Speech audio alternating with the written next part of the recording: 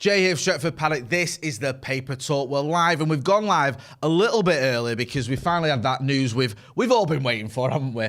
Wout Weghorst, here we go. Fabrizio Romano tweeting a little while ago, about half an hour ago. He said, Wout Weghorst to Manchester United, here we go. All conditions revealed on Tuesday are confirmed. Man United pay $3 million to Besiktas, sorry, €3 million, not dollars, to Besiktas, then sign Weghorst on loan from Burnley. Understand Weghorst will fly to Manchester today to undergo medical tests and then sign contracts. So, looks like that's it, done deal. He's on his way. We kind of knew this anyway, didn't we? We were talking about this last night. We were saying that he's coming. There shouldn't be any dramas there. Everyone was reporting that the sort of terms have been agreed between ourselves and Besiktas and Burnley or whoever else we had to deal with. The player was keen on moving to Manchester United. It was all sort of more or less agreed in principle, I think was the exact term. Now it's pretty much done. When Romano goes, here we go, you know it's happening, and we kind of knew it anyway. We're just waiting now for him to fly to Manchester, have his medical, get the contract signed, and have the comunicado official from the club, which hopefully will be sometime today. Let us know what you think about this one, because this is a bit of a weird one, isn't it? We've known this is going to happen for about a week. I think it was a week ago, wasn't it, that this story broke that United were looking at Wout Weghorst and that Erik ten Hag wanted him and that he sort of leapfrogged, if that's the right term, over João Felix as United's preferred option. I think the Atletico Madrid fee was a little bit too much for João Felix for Manchester United. I think they wanted, it would have cost around 20 million quid, 20 million euros maybe, to bring João Felix to Old Trafford. The club weren't willing to pay that. Erik ten Hag wanted Wout Weghorst. He seemed like he was happy with that signing instead. So the club have made that happen, and he's heading to Old Trafford. A bit of a weird one, because I think most of us weren't expecting this. I mean, I was, because I tweeted about it 6 months ago, which I like to always brag about. But most of us were expecting Wout Weghorst to come in at Manchester United this January transfer window. There was talk a few weeks ago of it being Marcus Thuram. He looked like he could have been an option for us. There was talk, obviously, of João Felix at one point. He looked like the most likely striker or attacker to come to Manchester United. But instead, we've gone down this route. So let us know what you think. The one thing you can say about Wout Weghorst is he's a 9, isn't he? He's a proper 9. This isn't any sort of, an inverted winger or someone that is going to play as deep as perhaps João Felix can sometimes drop. This is a player who is going to lead the line. Obviously, he's very tall. He's about 6'6", isn't he? So if he were to get crosses into the box, then you'd expect him to get his head on it. And he's a completely different type of striker to Anthony Martial. That's the interesting thing here. You're giving to a different option. And I quite like that. I think that sometimes, if you've got a player that's sort of very similar to what you've already got, and then you bring them off the bench, it's not really giving the opposition much to think about. If you're just swapping like for like, then the defenders who've been marking, say you've got a tricky sort of pacey attacker, and you sub him off for another tricky, pacey attacker, the defender who's defending against that hasn't really got to think about much. He's just got to carry on doing what he was doing, because you've just replaced like for like. If you're marking Anthony Martial, so you're thinking, right, okay, he's someone who's good on the ball, he's got good, quick, close control, he's pretty nippy, he likes to drop him out. I need to be sort of, this type of defender today. And then you swap him and Wout Weghorst come on. It's a completely different set of problems you've got to think about. Now all of a sudden there's high balls, long balls coming in, there's crosses coming in. He's getting his head on things. I don't know why I'm pointing over there. He's getting his head on things. Him, there you go. Him. He's getting his head on things. It's a different problem you've got, and sometimes that can work to your advantage,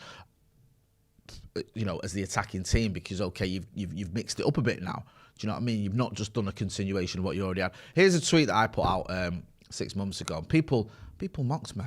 Yeah? Look at the date. August the 14th, 2022. United's next transfer meeting. We can replace Ronaldo's goals with Wout Weghorst. It's a reference to Moneyball if everyone's seen it. And now we're doing that. So, do you know what I mean? RTK don't like Romano.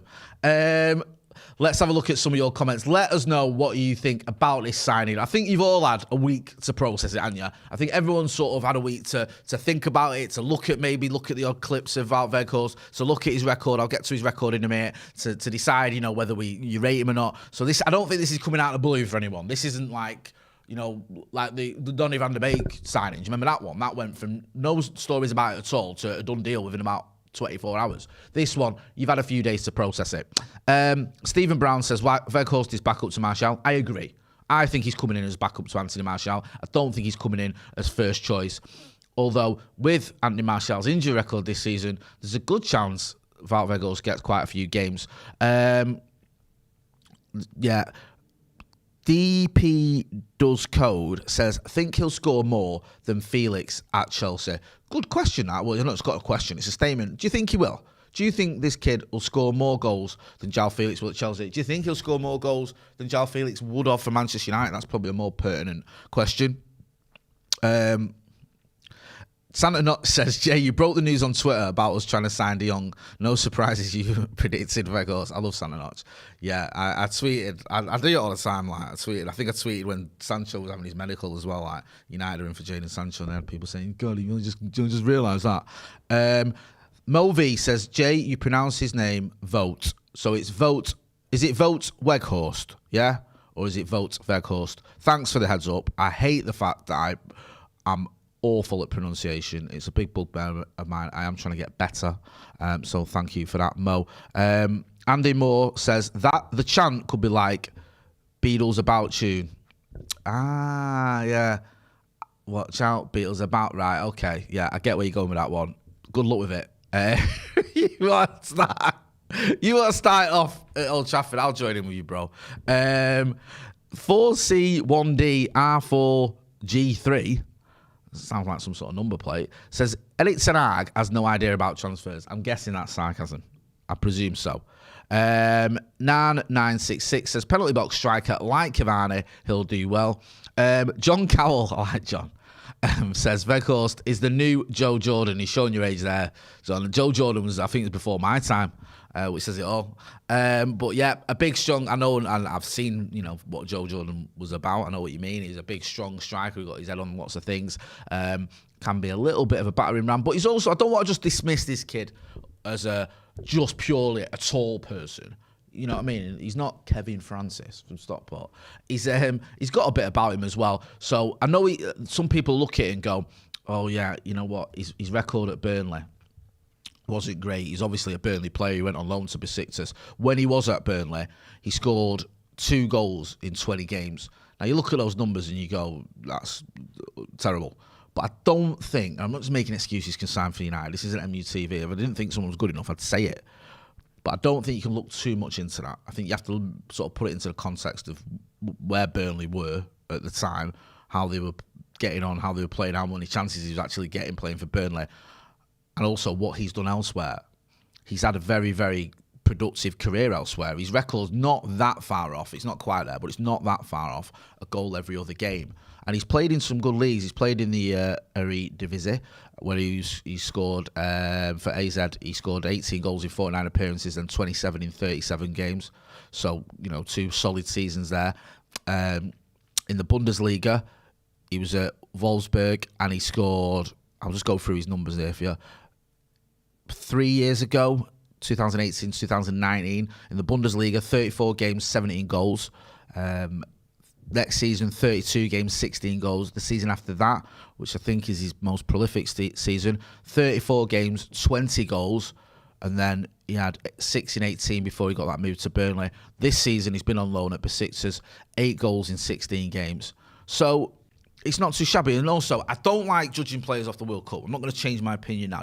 I said anyone who watches this channel or watched it around the World Cup or pre-World Cup will know that I'm a bit sort of against that, because I think sometimes a player can play in a World Cup, do really well against players who aren't Premier League standard, and then it can be a little bit misleading. And then they come, you sign them or whatever, or they come to the Premier League and they're not quite the level you said. But I think that if someone's got a good club record and they do well in the World Cup, there's nothing wrong with that. That can't hurt. And we've seen that Weghorst, I think he was at the quarter-final where he came on, won it, against Argentina and got a couple of goals. I mean, it's not too shabby, is it, getting goals against the world champions?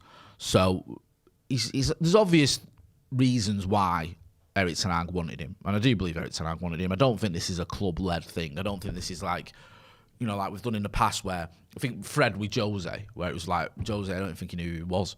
let alone wanted him. And it's like, oh, we've got you this player, and he was just sat on the bench, wasn't he, for most of the time that Jose, well, the brief time that Jose was his manager.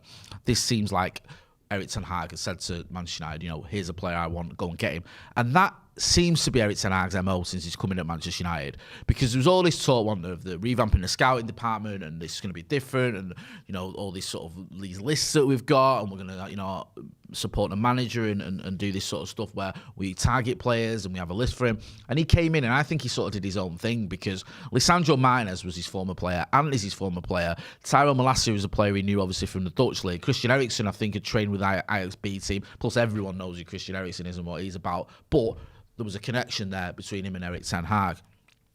So that made sense. Casemiro is a bit of a no-brainer, that one, isn't it? Come on, I don't think anyone's debating, when you get the opportunity to sign Casemiro, you take it. But it very much felt in the summer like Erik ten Hag was doing his own thing with transfers. And that was straight from the get-go, with the signing of Lisandro Martinez. Because I don't think many other managers would have signed Lisandro Martinez. I think you've really got Pochettino in the summer. I don't think he goes for Lisandro Martinez. I think it was the fact that Erik ten Hag knew what type of player he is, knew how good he was, that he went for him and he got him, and he knew that 56 million, whatever he was paid, was worth it. And he has it already. It's beginning to look like it was well worth it. So that made a lot of sense, but it showed that this is a manager who can identify his own targets. And thankfully, he was getting backed. Now, listen, I'm not going to start giving the Glazers any brownie points because they've been parasitic and they're absolutely useless, and I cannot wait to see the back of him. But in this summer, we have seen a manager getting backed. So that is what was needed, and it's worked out, because you look at the players that he's brought in, every single sign he's made, and it's very rarely I can say this about a Manchester United manager, has been a positive one. I think Christian Eriksen has been really good. He sort of surprised me at how good he's been. You look at Casemiro, you knew his quality, but you thought you knew his quality, but actually watching him week in, week out, I'm like, he's even better than I thought he was.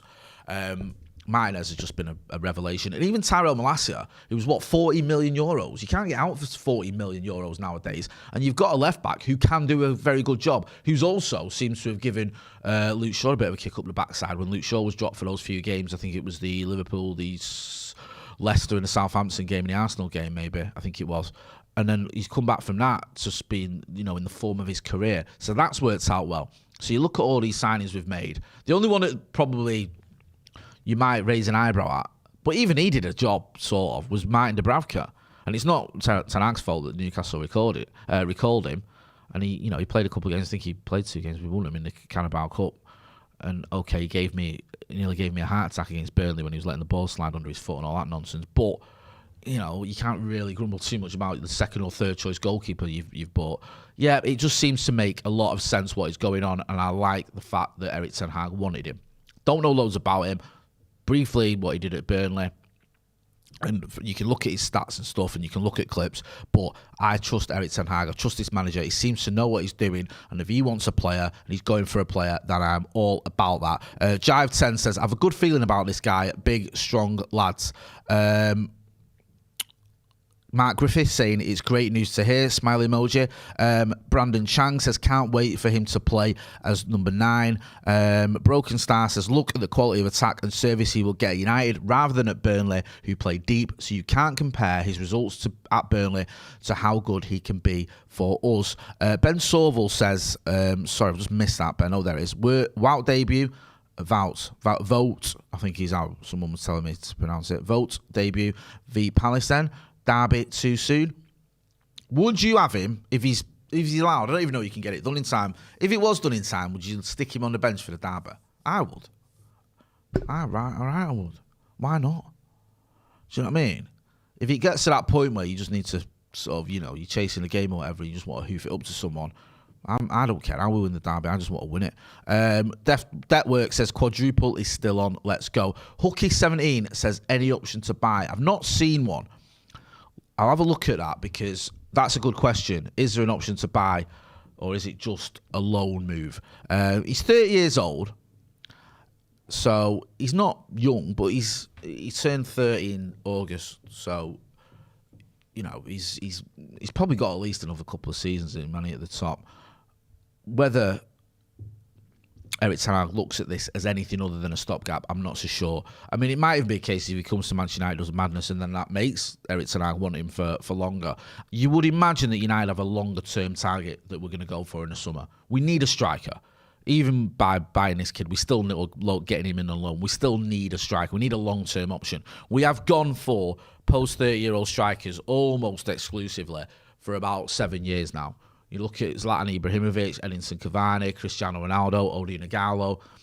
None of them really did more than a season. Even those that spent a second season in it, like Ronaldo and like Zlatan, the second season was pretty much disastrous.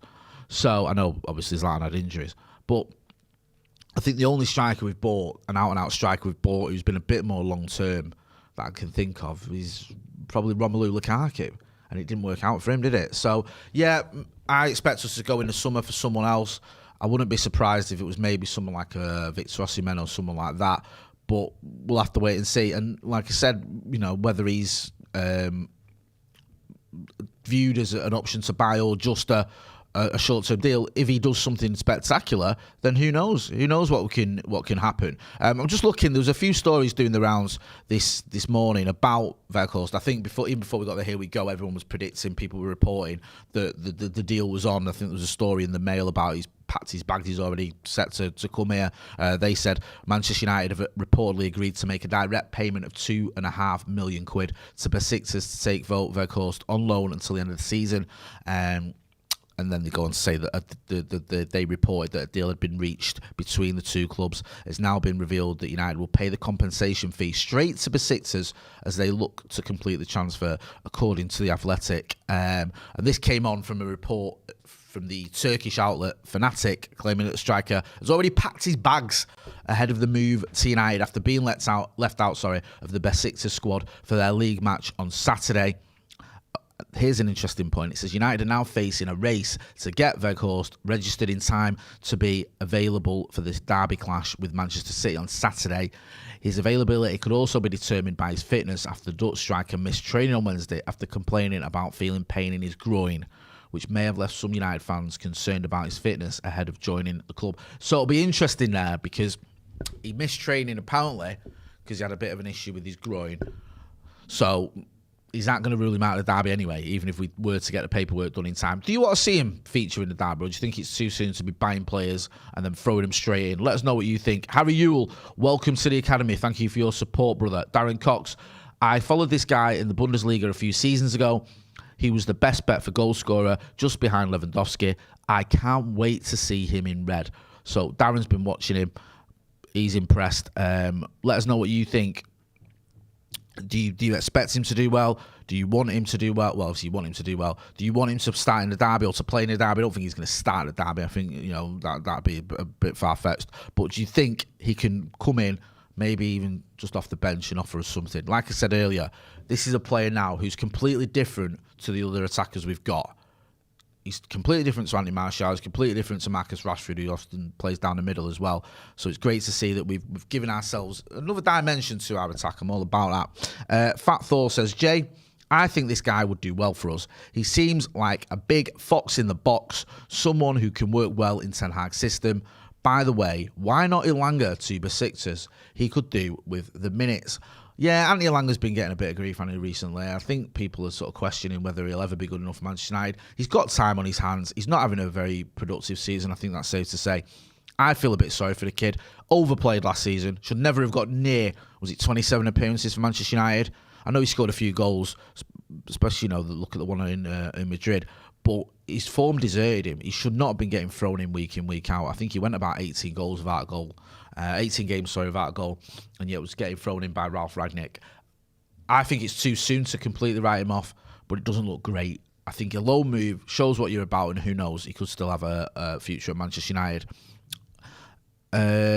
C. Jones says, Morning, Jay. I don't understand why people are surprised he didn't do great for Burnley, who did play well in that team. You have to provide for strikers. It's a good point, that.